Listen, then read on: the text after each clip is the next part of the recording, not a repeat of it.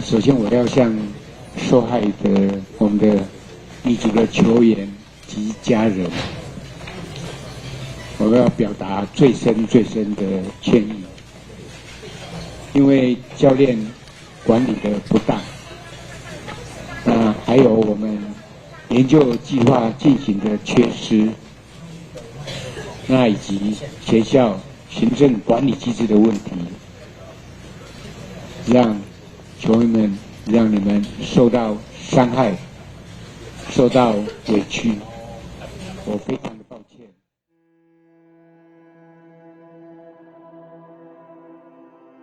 The scandal at National Taiwan Normal University, or NTNU, where human experiments were conducted on students, primarily members of the women's football team, seemed to have ended with the principal along with the coach and research project lead apologizing for inadequate research approval, supervision, and athlete team management systems, as well as for forcing players to undergo repeated blood draws without proper informed consent.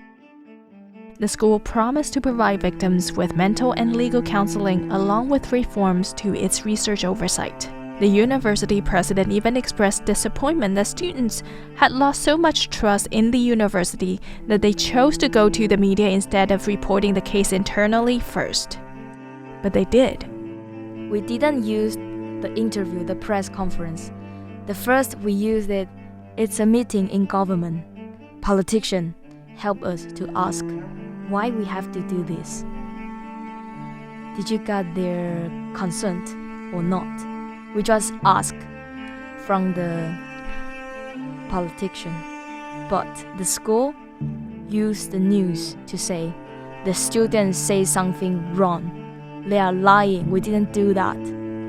They didn't do any kind of investigation, and they tell the society, say the student tell something wrong. They are lying. We didn't do that. That is so ridiculous. That is Miss Chien Chi-sheng, one of the victims of the NTNU forced human experiment. Last week on The Divide, she talked about her college years and the experiments that she was forced to undergo for 4 years. And this week, she talks about how this incident and the traumatic process of exposing it continue to stay with her even after her graduation. You are listening to The Divide. My name is Iris Xu. I didn't watch the press conference when they going to say sorry, because my purpose was, if they say sorry, I will stop everything they are done. I won't go to the interview. I won't go to the newspaper or take any interview anymore, because all I want is just a sorry. But everyone, after that, a lot of people still punish me, why you stop here? If you really just want a sorry, why you have to shout it out so loud? But the purpose of I'm just asking for a sorry, I just want that to confirm they really did it. Because the first time when they say, no, we didn't did it, means no, right? Even the public will see, oh, there's something tricky, because the students say, yes, you did it, but the school denied, means it didn't happen. The only thing I wanted for the sorry is just when the coach and the school, they say sorry, means this really happened. When the things really happen, they can do something. The police officer or the government can do something. And also to the public, they will confirm I didn't lie. That is the only thing I'm asking, just a sorry. Because after the sorry, I couldn't do any more. I'm not a politician. I'm not someone in the government. I couldn't do any more. So that is what I want. And also, because not only me, I'm someone survival, because I'm graduate. But a lot of students, my classmate, my teammate, they didn't graduate, and their family didn't know why they just quit their school.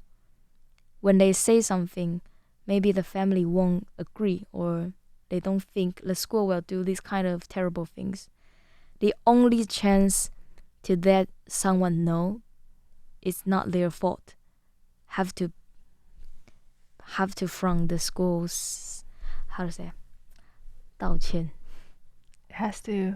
The school has to acknowledge their mistake, Yeah, and so that people know that you guys are not lying. that's true. Yeah, because not only me, a lot of people they quit their school, and their family, the society, their friends don't understand why. The school have to admit their mistake. The fault isn't on the student. That is the only thing I want the society and their family know. They didn't do anything wrong. The school made the mistake. What were you thinking when you took down your mask and your sunglasses? I was thinking about that before the press conference. The last night, I was sitting with my classmate and we were drinking at the school, outside of the school. And after that, we went to the school. We lie down on the football pitch. There are so many memories. And also, I'm so afraid. I'm so scared because the last time we failed. The school said they didn't do it, and everyone was judging. The student is telling a lie that is not the truth, something like that. So I was so afraid. I was thinking, should I did it? And my senior, she just said something. I love football so much. And after that, I decided to do something right. Even though that thing will cost a lot, like my career, my name will be people remember. And also if I take out of the sunglasses, if the school still say I'm the liar, and my name will connected to a liar. So I think about that a lot, but because the senior say she like football so much, so I don't want her to become someone was damaged by football, also by my coach. I want she can love her sport for all the time. I want to give her a very healthy area or a system. So I decided to say that. When we was doing the experiment, when I was a freshman, my senior, is it called my senior? Yeah, the people who older than me, they always complaining about why we have to do that. As long as I'm graduate, I have to report this. This is illegal. My seniors say that, but as long as they graduate, they'll forget it because it's not her business anymore. I don't want to become that kind of people, so that is the main reason I'm going to shut it out, because I knew that someone will get hurt if I didn't stop it today. Tomorrow, someone will do the same thing like me. That is a very uncomfortable experience, so I have to stop it. Otherwise, someone will take it forever. And you said that might affect your career in football, right? Yeah, it's true. Are you affected? Of course, come on. So basically, Taiwan is a very small country. Everyone is senior or someone you know. The last month, I was going to the interview for a university football team. I'm the best one in the who going to ask for the job, because the team was all exchange student. They speak English. I'm the one who can speak English, who have been play football outside the country, who used to play for a national team, who have the coach license. But I'm the only female.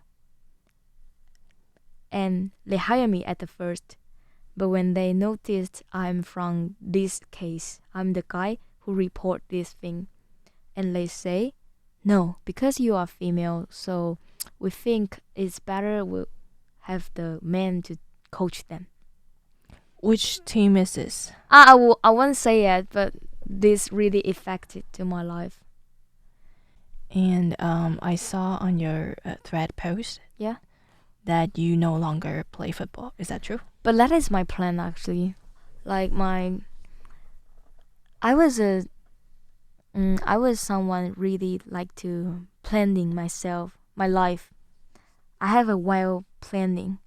When I was 12, I decided and planning I will graduate from National Normal University. So I always plan for my future. 5 years, 10 years. What is my future career? Would I do when I was? What should I do when I was 40? I always planning that until I die or something. So when I decided to play football, I already decide when I should stop it. So that is not big deal. But about my coaching career, it really be effect. I see. I think what bothers me is that it wasn't you that stopped it. It was other Forced. people's Kind decision. of forced. Yeah. But I say that I won't play in Taiwan. Maybe I will go somewhere else for my master. I will keep playing it. Just like I went to London for half year when I was 20. I feel so good when I was in there Why? because some people say, yeah, you jump out your comfort zone. But actually, I jump in. When I was in Taiwan, a lot of people, including my coach, they say, you don't have to do another things. How to say? The only thing you can do is football and training. You couldn't go do another things because everything you do without football, it's going to destroy your talent and your attention in football. I don't know the sentence, is it correct? So she didn't want me to do other things besides football. But when I was in London, everyone have their job and their habit. The football is just a part of their life. But also they can did it very well. That is the thing I always tracing for. I can go study very well, but also I can play it very well. But my coach, she didn't encourage me to do that. So when I was doing something, how to say, 额外的 Extracurricular? Yeah, when I was going to study extra course or extra degree, she was so unhappy. And that is the reason why I was so uncomfortable when I was in Taiwan. It seems like she has a grasp of your every dimension of your life as a coach. Yeah, I would say that. She have a lot of power to control us. And how many teammates do you have? Every time, like around 20, because we have 4 grades, right? Every grade will have 5 players. Have you heard other sports, other teams being asked to draw blood? Yeah, actually, yes. We are not the only case. That is why these things happen for 7 years. So I will study for 4 years, but my senior, she did it for 7 years because that is so normal, so common in sports. We all know like taking blood, it's a sport science, but we didn't know forced is also a common sense in Taiwan football or something. So someone else, like I remember is taekwondo or something. They did the same thing. So when they noticed we doing the blood draw, they weren't surprised because they did the same thing as well. I think we have to go back to how scary it is with the needle. The needle? Actually, I don't afraid of the needle because I do the blood donation since when I was 18. So every 2 months I will go blood donation. So I don't afraid of the needle. And if they tell me this could help someone, I will definitely do it, because I already do the same thing. To help someone with my blood, I was so happy. I was so pleased to do it. But the thing is, the guy who took our blood, he didn't have experience and he didn't have the license, so he's illegal to doing things. When we was taking blood, just like I say, we have to take it for 2 weeks every day. So it means it's 14 times. They are not professional. So every time when the needle come into your arms, sometimes they will miss your 血管 blood tube. So they have to do it again. The highest time, I did it for 8 times. Like got the needle in my arm and they take off because they didn't hit it. And just do it again and again and again until your right hand and left hand, all the blood tube it's finished and they couldn't collect blood. So they have to do from your wrist. But do you know how hurt it's from here? Yeah, it must hurt. Yeah, it's so hurt. But they didn't get it as well. So I was like, oh my god, how many times I have to do it? That is the only time I cry for the blood test. And I go out, take a rest, and come back to the room. Do you know where the room is? The blood testing room should in the hospital, but that is not. There is in our stadium, the school stadium. So we get inside the stadium and get a needle ready again and take a blood again. Everyone was laughing. You know why? Because at the moment it's, if you don't laugh, you have to cry. That is where the optimistic come from. 苦中作乐. Yeah, that is the word. Everyone was crying, everyone was laughing, but also they are scaring. They're so afraid. Maybe the next one who will get 7 shot or 8 shot or them. There's another aspect of it, which is the compensation. Yeah. Where you guys as student athletes are supposed to get a portion of the money from the research. Yeah, that is true.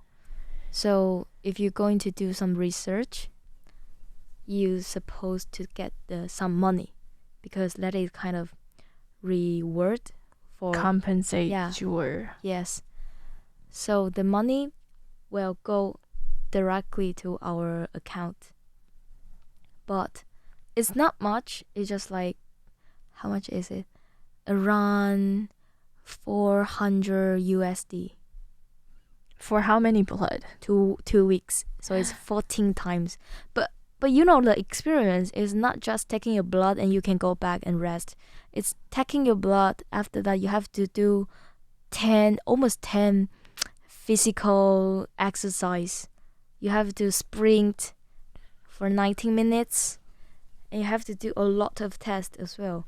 So every day you finish around 6 p.m. Start from 7 a.m. until 6 p.m. every day for 2 weeks. You will get around 400 USD dollar. Every time you will go directly to our account. But our coach say, the money is not going to you. You should return it to me for the team. So every time we got money, and the next day you will return it, go to the team. So we didn't get the money.